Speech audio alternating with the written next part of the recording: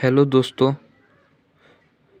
अब हम पढ़ेंगे एक्टिव एंड पैसिव वॉइस। इसके पहले मैंने टेंस सारा का सारा टेंस ख़त्म कर दिया हूँ। अब हम पढ़ेंगे एक्टिव एंड पैसिव वॉइस। ये क्या होता है? सबसे पहले हम इसके बारे में जानेंगे, इसके रूल के बारे में जानेंगे, इसको चेंज कैसे किया जाता है उसके बारे में जाने, मतलब पूरा डिटेल में पहले जान जाएंगे। उसके बाद से हम एक्टिव और पैसिव वॉइस इतना ईजी तरीके से बताऊँगा कि आपको कभी भी नहीं भूलेगा। तो आइए स्टार्ट करते हैं। यहाँ पे लिखा हुआ है एक्टिव एंड पैसिव वॉइस। तो सबसे पहले जानते हैं कि पैसिव वॉइस क्या होता है, क्योंकि एक्टिव में दिया रहेगा सेंटेंस और उसको पैसिव वॉइस में बदलना रहता है। तो पैसिव वॉइस क्या होता है, देखिए यहाँ पे मैं सब लिखा हूँ। वर्ब, वर्ब क्या होता है? क्रिया होता है। वर्ब मतलब क्रिया, यानी इसको हिंदी में बोले तो क्रिया का वह रूप वॉइस कहलाता है जिससे पता चलता है कि सब्जेक्ट कोई काम करता है। यानी जब सब्जेक्ट कोई काम करेगा तो वहाँ से हमको पता चलेगा। दूसरा देखिए, वो तो डिफिनीशन हो गया हमारा पैसिव वॉइस का। और वॉइस दो प्रकार का होता है, एक एक्टिव वॉइस होता है, एक पैसिव वॉइस। सेंटेंस में आपको देगा एक्टिव वॉइस से पैसिव वॉइस में बदलने के लिए। तो ये दो प्रकार का होता है, एक एक्टिव वॉइस एंड दूसरा इज पैसिव वॉइस। तो सबसे पहले हम देखेंगे एक्टिव वॉइस क्या होता है। ध्यान से समझिएगा इसको। देखिए, जब सेंटेंस यानी वाक्य में सब्जेक्ट कोई एक्शन कर रहा हो, यानी सब्जेक्ट, जिस सब्जेक्ट मतलब कोई व्यक्ति हो या कोई भी उसी को सब्जेक्ट कहते हैं, वो कोई काम कर रहा हो वाक्य में और सेंटेंस की शुरुआत सब्जेक्ट से हो तो उसे उस सेंटेंस को एक्टिव वॉइस कहते हैं। जैसे देखिए यहाँ पे सेंटेंस क्या होता है, सेंटेंस क्या होता है और एक्शन क्या होता है, इसमें सब्जेक्ट क्या होता है। यहाँ पे लिखा है सबसे रिया टेक्स कॉफ़ी, तो रिया हमारा सब्जेक्ट हो गई और टेक कॉफ़ी हमारा ऑब्जेक्ट हो गया, मतलब ये कोई चीज़ है। और टेक माने लेना हमारा क्रिया हो गया। तो ऐसे समझना रहता है। दूसरा देखिए पैसिव वॉइस, ये डिफिनीशन है, ये सारा मैं अभी डिफिनीशन यानी परिभाषा बता रहा हूँ। इसके आगे हम सारे चीज़ देखेंगे। अब पैसिव वॉइस क्या होता है इसको देखते हैं। जब वाक्य का सब्जेक्ट कार्य नहीं करता बल्कि इसके बजाय सब्जेक्ट पर कार्य का प्रभाव पड़ता है तो उसे क्या कहते हैं? पैसिव वॉइस कहते हैं। जैसे देखिए वहाँ पे ये था रिया टेक्स कॉफ़ी, यहाँ पे चेंज हो गया, यहाँ पे कॉफ़ी इज टेकन बाय रिया।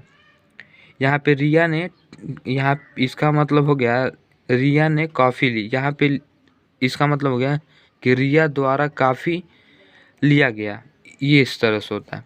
तो ये छोटे छोटे डिफिनीशन है, आप याद रखेंगे इसको अच्छे से, आगे काम देगा। अब उसके बाद से आते हैं हम how to change the voice. Voice को कैसे चेंज करते हैं, यानी पैसिव वॉइस को कैसे चेंज करते हैं। तो उसके रूल हैं, 3-4 रूल हैं, उसको मैं बता देता हूँ, उसके बाद से हम बनाएंगे। रूल नंबर 1 देखिए क्या हो, सेंटेंस आप समझ रहे हैं, ये सेंटेंस होता है हमारा जो बड़ा सा आता है ना वाक्य। सेंटेंस को इंग्लिश में क्या कहते हैं? वाक्य कहते हैं। यही हमारा सेंटेंस कहलाता है। तो देखिए यहाँ पे rule number 1, how to change the voice.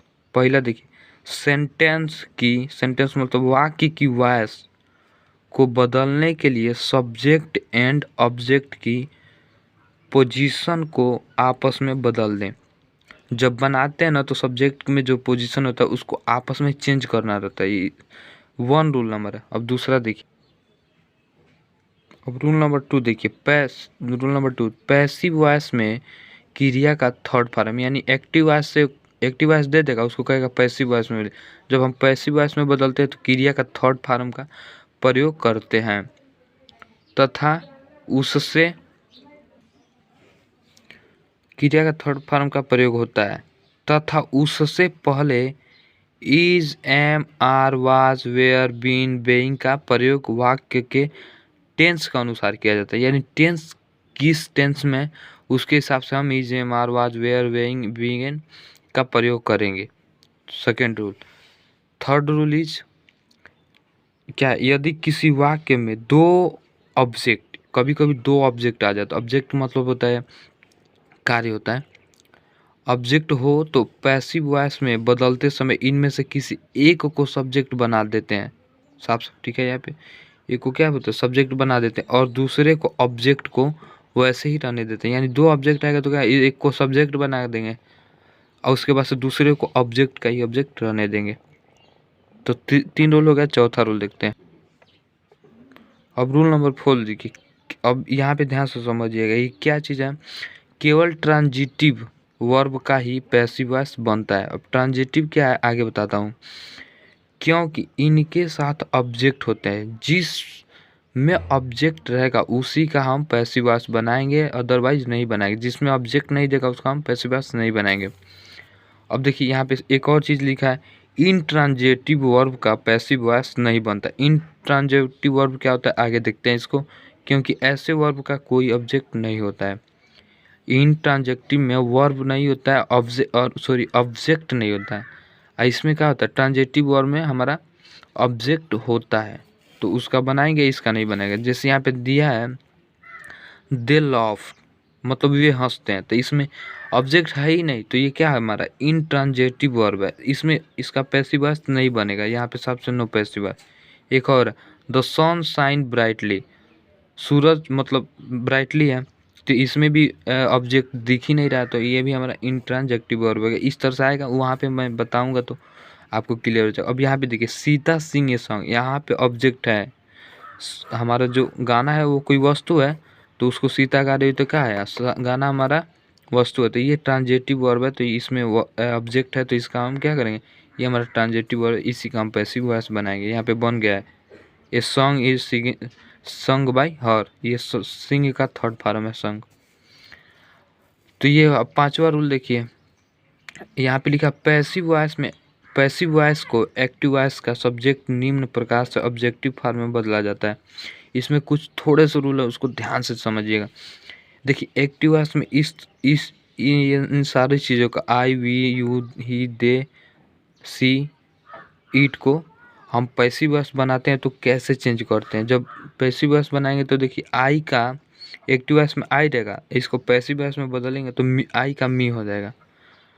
Active voice में वी रहेगा, अब वी को हम पैसिव वॉइस में बदलेंगे तो अस हो जाएगा। यू का यू ही रहेगा, यू का यू रहेगा। ही का हिम हो जाएगा। सी का हर हो जाएगा। दे का देम हो जाएगा। ईट का ईट ही रहेगा। तो ये आप जरूर याद रखिए, ये बहुत काम का चीज़ है। आगे जब एक्टिव से हम पैसिव वॉइस में बदला बनाएंगे तो ये सारी चीज़ें इन चीज़ों में चेंज हो जाएगी। एक और रूल देखते हैं। अब रूल नंबर 6 देखिए, यहाँ पे साफ साफ लिखिए, ये सबसे इम्पॉर्टेंट रूल है, इसको ध्यान से समझिएगा।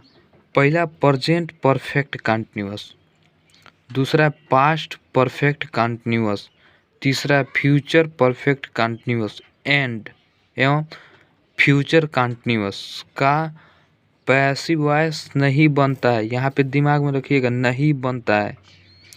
ये जितने टेंस लिखा हूँ, 4 tense, present perfect, past perfect continuous, future perfect and future continuous, इनका एक्टिव एंड पैसिव वॉइस नहीं बनता है दोस्तों। 12 टेंस में से केवल 8 टेंस का ही एक्टिव एंड पैसिव वॉइस बनता है। ये हमेशा दिमाग में रखिएगा, ये बहुत काम का चीज़ है। तो 12 टेंसेस होते हैं, 12 टेंसेस में से हमको ओनली 8 का ही एक्टिव एंड पैसिव वॉइस बनाना रहता है। अब देखिए कुछ बेसिक्स रूल हैं, इसको आप दिमाग, अब टेंस में कैसे चेंज किया जाता है इसको यहीं पे समझ लीजिए। पैसिव वॉइस बनाते समय वर्ब का टेंस के अनुसार परिवर्तन कैसे होता है उसको मैं लिखा हूँ यहाँ पे, एक चार्ट के थ्रू आपको डिटेल में समझाता हूँ। देखिए जब कौन किस टेंस में किस चीज़ का यूज़ करेंगे, यहाँ पे बेहतरीन तरीके से लिखा गया। एक बार मैं पूरा दिखा दूँ, उसके बाद से मैं बना देता हूँ, आप स्क्रीनशॉट लेके रख लीजिएगा। अगर देखिए अब इधर मैं टेंसेस लिखा हूँ, वो टेंसेस लिखा हूँ जिनका हम एक्टिव एंड पैसिव वॉइस बनाएंगे, बाकी 4 का तो बनेगा नहीं। जितने प्रेजेंट परफेक्ट कंटिन्यूअस जितने उनका नहीं बनेगा। पहला टेंस है प्रेजेंट इंडेफिनिट, प्रेजेंट इंडेफिनिट। अब एक्टिव में क्या रहेगा, प्रेजेंट इंडेफिनिट जब टेंस रहेगा तो एक्टिव में यस या ईएस रहेगा, या डू या डज रहेगा। इसको जब हम पैसिव बनाएंगे तो क्या करेंगे, इसको इज एम आर में यूज करेंगे। अब प्लस पैसिव बनाते हो हमेशा दिमाग में क्रिया का थर्ड फॉर्म यूज होता है। मैं टेंस में बता चुका हूँ कि क्रिया का थर्ड फॉर्म क्या होता है। दूसरा देखिए प्रेजेंट कंटिन्यूअस टेंस, इसमें क्या रहेगा, एक्टिव में दिया रहेगा इज एम आर प्लस क्रिया में आई एन जी जोड़ के देगा। उसको जब पैसिव वॉइस बनाएंगे तो क्या करेंगे, इज एम आर तो रहेगा प्लस बेइंग लगा देंगे, उसमें बेइंग और प्लस क्रिया का थर्ड फॉर्म। तीसरा है प्रेजेंट परफेक्ट, इसमें एक्टिव में देगा हैज़ या हैव देगा प्लस क्रिया का थर्ड फॉर्म देगा। और जब इसको पैसिव वॉइस में बदलेंगे तो क्या होगा, हैज़ या हैव तो रहेगा प्लस बीन आ जाएगा, इसमें बीन लगता है प्रेजेंट परफेक्ट में, बीन और प्लस क्रिया का थर्ड फॉर्म।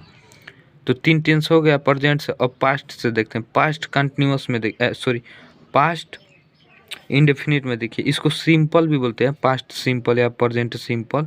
तो मैं इंडेफिनिट लिख दिया हूँ, ये कहीं कहीं सिंपल भी लिखता है तो घबराना नहीं है। पास्ट इंडेफिनिट या पास्ट सिंपल में देखिए, डीड देगा प्लस क्रिया का सेकेंड फॉर्म देगा, किस में, एक्टिव में। इसको जब पैसिव वॉइस में बुलाएंगे तो क्या हो जाएगा, वाज या वेयर का यूज करेंगे प्लस क्रिया का थर्ड फॉर्म यूज करेंगे। सेकेंड इज पास्ट कंटिन्यूअस, इसको पास्ट कंटिन्यूअस में एक्टिव में क्या देगा, वाज या वेयर देगा प्लस क्रिया में आई एन जी जोड़ के देगा। और इसको जब हम पैसिव वॉइस बनाएंगे तो इसको क्या करेंगे, वाज वेयर तो रहेगा हमारा, प्लस बेइंग लगाएंगे, उसके बाद क्रिया का थर्ड फॉर्म। और पास्ट परफेक्ट में क्या है, हैड देगा प्लस क्रिया का थर्ड फॉर्म देगा। इसको जब पैसिव वॉइस बनाएंगे तो हैड रहेगा प्लस बीन प्लस क्रिया का थर्ड फॉर्म यूज करेंगे हम। फ्यूचर इंडेफिनिट में देखिए, सेल या विल देगा प्लस क्रिया का फर्स्ट फॉर्म ही रहेगा। इसको पैसिव वॉइस बनाएंगे तो सेल बी या विल बी सब्जेक्ट के हिसाब से, उसके बाद से हमारा क्रिया का third form. Future perfect, future में बस 2 ही का बनेगा, एक इंडेफिनिट का एक परफेक्ट का, कंटिन्यूअस का नहीं बनता है। तो सेल या विल प्लस हैव या क्रिया का थर्ड फॉर्म, इसको बनाएंगे कैसे, पैसिव वॉइस में विल हैव या सेल हैव और प्लस बीन प्लस क्रिया का थर्ड फॉर्म।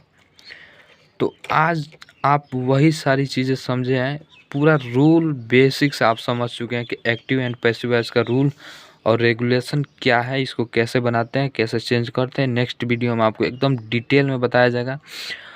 आपको कभी भी एक्टिव एंड पैसिव वॉइस में दिक्कत नहीं होगी, क्योंकि इम्पॉर्टेंट है परीक्षा के दृष्टि से। परीक्षा में हर एग्ज़ाम में आता है, चाहे कॉम्पिटिटिव एग्ज़ाम हो, चाहे आपका सिलेबस वाला एग्ज़ाम हो, 10th 12th, तो अब नहीं भूलेगा ये कभी भी। तो नेक्स्ट वीडियो से हम पूरा टेंस, ये 8 टेंस का हम एक्टिव एंड पैसिव वॉइस बनाना आपको सिखाएंगे। तो आज के लिए इतना ही। वीडियो देखने के लिए थैंक्स।